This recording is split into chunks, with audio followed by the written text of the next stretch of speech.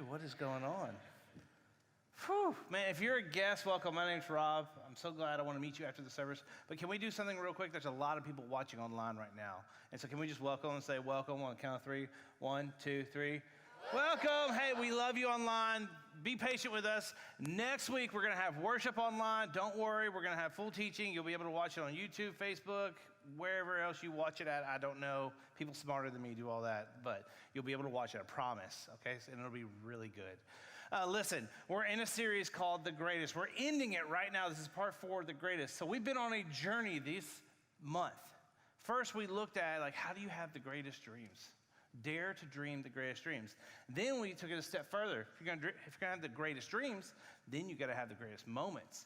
Then Pastor Scott talked about, hey, if you're gonna have the greatest moments, then you gotta have to be the greatest. How do you be the greatest? And today we're gonna look at how do you have the greatest glory? Well, P.T. Barnum in the clip we just watched saw that, right? He knew the show must go on. It's burned down. Real estate costs a fortune in Manhattan. Out of the greatest tragedy comes the greatest innovation.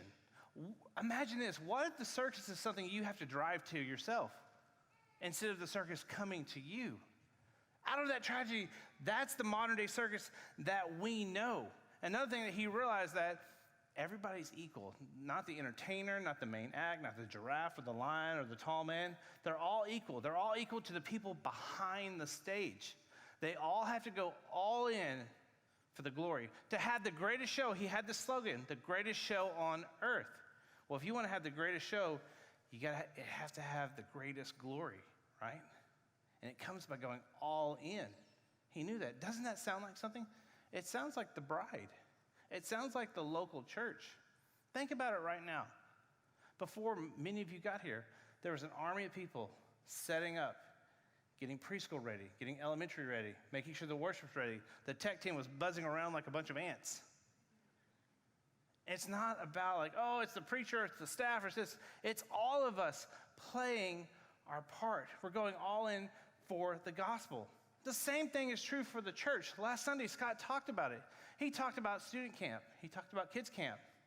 The staff just didn't decide, hey, we're going to do camp. No, it took everybody going all in, from Jeff getting the bus, to you riding the carts, to you making the food, to everybody coming in all together to help students and to help kids find and follow Jesus.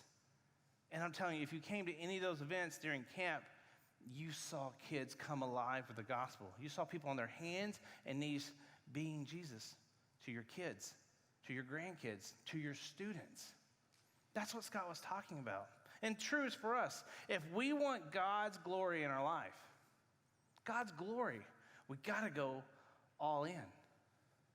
Scott alluded to that, what happened this weekend.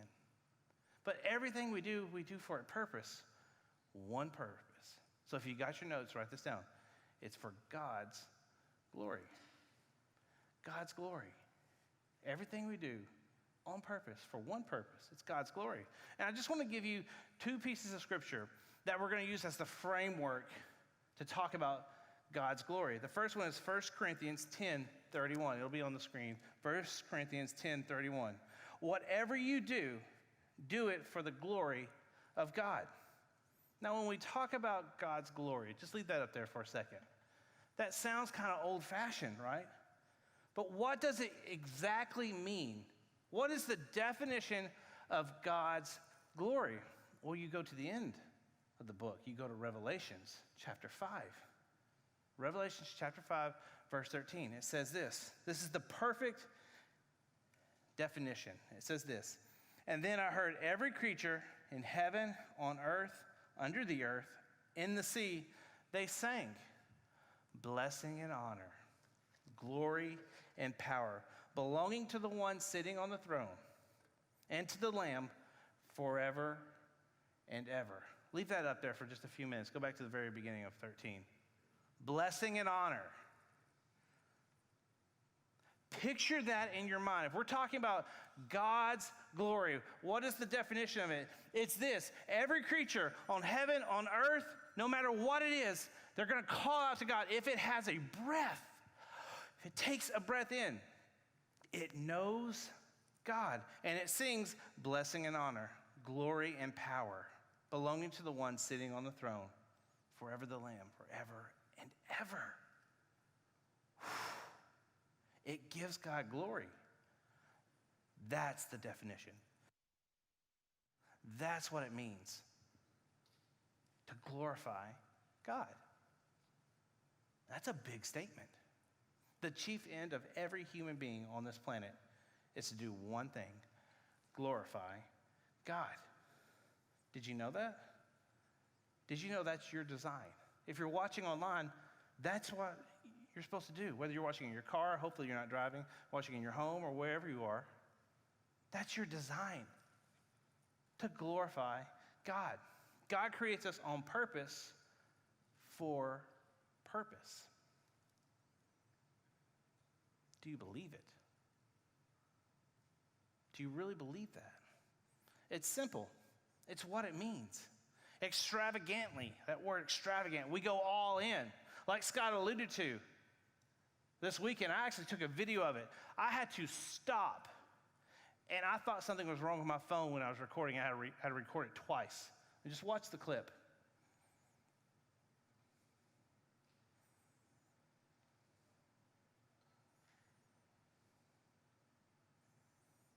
I'm not a cameraman, so if I make you sick, sorry. That's my mower.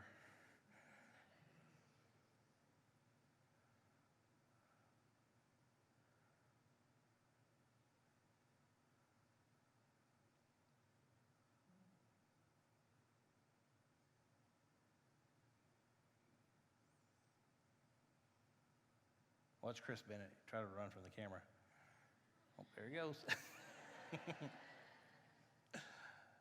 Let me just tell you, first off, thank you. Thank you so much for blessing my family.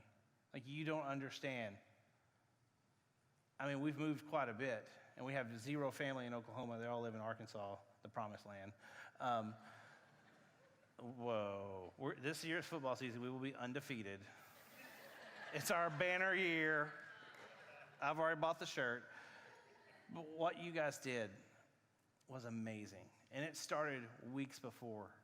I'm telling you, having a newborn baby that doesn't sleep, that's a dinosaur, and then packing up a house, renovating a house, because clearly I've never been to Lowe's more in my life than this week. I'm the general manager. And then fixing up a house, almost killing my father-in-law because I worked him to death.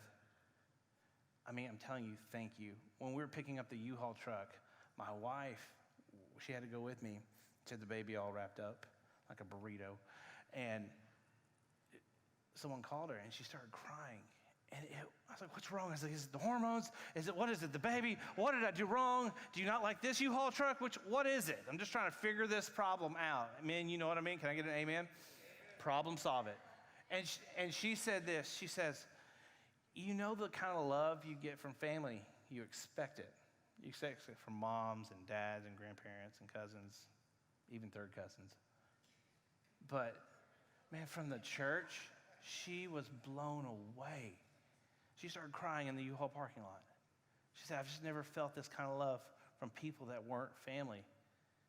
And I said, listen, that's how God designed the church. It was, what you don't understand is we read an article 2 weeks ago, the beginning of the week, about a pastor and his wife, and the wife committed suicide. My buddy sent that, like, hey, check on your wife, make sure she's good. And it talked about pastors' wives and staff members' wives, how it's a lonely time. This is not in the notes. This is just free for you guys. It's a lonely time, and it's a hard time. And I was there checking on her, making sure. And what you did, oh, my gosh, it just makes my heart grateful. So thank you so much. What you did was extravagant. My neighbors that I've been trying to invite to church or go talk to them or whatever, all came in my house, and they saw people happy. They saw people that were crazy. They saw people that were fun, carrying boxes, dealing with stuff, dealing with the world's worst couch, and they loved it. And so thank you for doing that. You were the hands and feet of Jesus. You were all in for the gospel, not for me. No, but for his glory, for God's glory. And that's what I want to talk about. When we go all in and we do something extravagant, I want to read a story about a lady in Mark chapter 14. So if you got your Bibles, turn to Mark chapter 14. If you're watching online, pull up your verse, go to Mark chapter 14. We're going to start in verse 3. And we're just going to walk through this. And Jesus said this. This is the summary of this whole story. He said, anytime people talk about me, they'll talk about her. So keep that sentence in the back of your brain. It says, meanwhile, Jesus was in Bethany at the home of Simon. We're going to stop right there just for a second because I want to give you the context of what's happening in the passage. This is the beginning of what is called Passover week. It's not the beginning of football season anymore, okay? It's not that. Don't know if we'll have it. Arkansas is undefeated. We're excited. But this is the beginning of Passover week. This is the last time that Jesus is going to be with his disciples before going to the cross. And the religious leaders, the two verses before that, the religious leaders are like, hey, we got to come together. We got to figure out a way to straight up murder Jesus. And then somebody says, whoa, hold on, wait. We can't do that. You would think, wait, because we shouldn't murder Jesus. No, they say wait because it's Passover week, which is a big holiday, meaning there's tons of people in the town, and we don't want to upset the people because they might riot. And we don't want to do that because it's just a big holiday. So those first few sentences right there, that's what's happening. So let's move on into the passage. Meanwhile, Jesus was in Bethany at the home of Simon Peter, a man who previously had leprosy. Now, this is why I get excited. This is why I love reading out of Mark, because Mark gives you all those little details. He's not like Luke, the doctor, who just loads you up. He gives you the little details that you need to know, because this guy Simon used to have leprosy, and I love that. He used to. Think about the used-to-bes in the Bible. The used-to-bes. We learned about Bartimaeus, right? Bartimaeus used to be blind. There's Zacchaeus, who used to be a what? Oh, we're all going to go back to kids' church. I'm sorry, guys. He used to be a tax collector. And then you have Lazarus. Lazarus used to be dead. But then you've got Simon here who used to have leprosy. Man, I can't wait to see these guys in heaven because they used to be. And then they met who? Jesus. Why am I pausing right there and making such a big point of the used-to-bes? See, in this story, just in a few words, stories matter. Stories matter. And we all have verse 3. Every single one of us in this room, watching online or watching next week, all can connect to verse 3. Here's why. A man had a past. A woman had cancer. A husband had marital problems. All those stories that you hear, oh man, I lost my job, but then God blessed me with another job. Oh, I got some kind of cancer and God healed me from the cancer. My marriage was in the tank. I was ready to throw in the towel, but God came in and saved my marriage. The story matters. The used to be matters. It matters because the story matters because God is the one who gets the glory. That's the key in this whole verse. Let's continue reading. While he was eating, a woman came in with a beautiful alabaster jar of expensive perfume made from fine essence of nard. She broke open the jar and poured the perfume over his head. So when you look at the passage, what is nard? What is nard?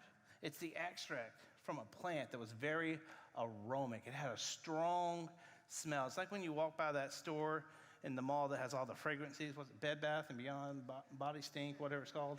I don't know what it's called, but it's expensive and it smells good. But that's what it is. What is nard? It's basically the greatest essential oil on the planet, and it's super expensive, and it smells good. Now, maybe the lady sold it, but probably not. This is something that was worth an entire years through generation to generation, through her family. But what does she do with it?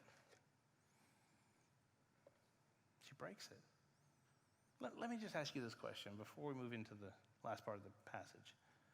What have you ever spent an entire year's wage on? It's easy. If you're a parent or grandparent, it's kids. Good goo. When we moved, the most expensive thing we had was diapers. I said, y'all carry this in a car. These are expensive. They need to get to the house ASAP. But what do you spend a year's wage on? House, maybe? A boat? Camper? Vacations? I mean, that's a lot of money. And what does she do with it? She breaks it. This isn't just like a little dip. She doesn't come out there and listen, this stuff, a little drop, you know, if we had a drop of it, every head would turn probably and be like, what is that smell? Oh my gosh, it's so aromatic. Whoa, what is that? You all know the person who puts on too much cologne. You know what I'm talking about? You know, don't look at that person, but you know that person. Josh. I'm just kidding. Oh man, we should wrap up church now. But you know, it's a little dip. But what does she do? She says, no, I'm going to break it. She's not going to give Jesus some. She's going to give Jesus all of it. And she pours it all over his head. She gives it all to Jesus. Listen, church, there are things in our lives that we need to break before God so he can get the glory. There are things that we're holding on to for the what-if moments, the security blanket moments that we got to let go so God can get the glory in it. Maybe you're talking about, should we send our kids? Should we not send our kids to school? What should we do with our kids? I don't know. Or maybe it's your job. I really want to go to this job. Should I apply for this job? Oh, I don't know. I've got it good here and I make good money there, but I don't like my boss. We all have those what-if moments. I walked through it for a year. Should we buy this house? Should we buy that house? I don't care. Let's just buy a tent and live in it and call it good. But if we don't give it to God so God can get the glory, there's so many of us in this room, if you're watching online, you're just holding on to those what-if moments. But you got to go back to the story. Where was Jesus in the story? He was with his disciples, right? He was about to go to the cross. 3 days later, be brought back from the dead. See, the Father will resurrect him, but first he must die. Church, listen to me. We can't have resurrection power without first dying to ourselves. It's not man-made power. It's not OG&E power. This is resurrection power from the Father. And first we have to die to ourselves. And you're probably talking and you're probably asking yourself, die to yourself? We can't expect God to bring us back to life if we don't die to ourselves. What does it mean to die to yourself? It's simple. You can't have your old life and have Jesus too. You can't be a follower of Christ. Christ is over there and say, all right, God, I'm following you, but I'm going to take my affair with me. No, you can't do it. You can't say, God, you're over there. Well, then I'm going to take all my bad habits and follow you, Jesus. No. God, you're over there now? Okay, I'm going to follow you, but I'm going to take everything I see on my phone or on my computer with me. You can't do that. Dying to yourself means this. You turn your back on your old life, all the sin. And what is sin? Sin is anything that puts a barrier between you and God. And if you want that resurrection power, and you might have family members, you might have kids, grandparents, that you know right now, they're like, oh man, so-and-so needs that resurrection power from Jesus. See, Jesus died for you. The question is, online, I'm asking you this. Are you willing to live for him? That's the question. Are you willing to live for him? Now, sometimes when we go all in for Jesus, you're going to get mixed reviews. Look at verse 4. Look what happens. Some of those at the table were ignorant. Why waste such expensive perfume, they asked. It could have been sold for a year's wages and the money given to the poor. So they scolded her harshly. Listen, there's going to be opposition when you go all in for the gospel. You need to expect it. It's going to happen. Every time you take one step forward, the enemy is going to try to push you 3 steps back. That's what happens. See, the statement right here in verse 4 is what we call a value statement. It's a value statement. It seems that they